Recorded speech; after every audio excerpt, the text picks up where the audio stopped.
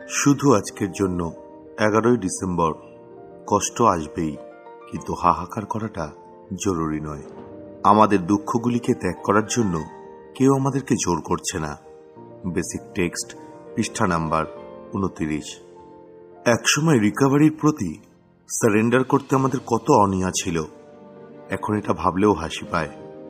আমরা হয়তো ভাবতাম যে আমাদের নেশা করার জীবন এত পরিপূর্ণ ও এত অসাধারণ ছিল যে নেশা ছেড়ে দেওয়াটা আজীবন সশ্রম কারাবাসের থেকেও খারাপ মনে হতো।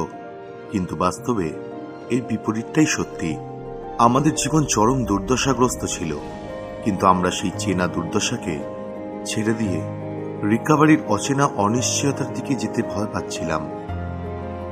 রিকভারিতেও হয়তো আমরা হাহাকার করতে শুরু করি, কিন্তু এর কোনো দরকার নেই। 12 পদক্ষেপের কাজ করার জন্য, মিটিংয়ে যাওয়ার জন্য অথবা স্পন্সরের সাথে কাজ করার জন্য কেউ আমাকে জোর করবে না। এনেতে এমন কোনো পুলিশ নেই যারা এই জিনিসগুলিকে করতে আমাদের বাধ্য করবে, যেগুলি আমাদেরকে যন্ত্রণা থেকে মুক্তি দেয়। কিন্তু আমাদের সামনে বেছে নেওয়ার সুযোগ রয়েছে। আমরা ইতিমধ্যেই নেশা করার দুর্দশা ত্যাগ করে রিকভারির প্রশান্তি পাওয়ার সিদ্ধান্ত নিয়েছি। এখন আজকের দুর্দশার বদলে বৃহত্তর শান্তি পেতে যদি আমরা সত্যিই প্রস্তুত থাকি, তাহলে তার একটা উপায় আমাদের কাছে আছে, যদি আমরা সত্যিই তা চাই। শুধু আজকের জন্য। যদি আমি সত্যি দুর্দশার হায় হায় করতে না চাই, তাহলে আমাকে হায় হায় করে কাঁদতে হবে না।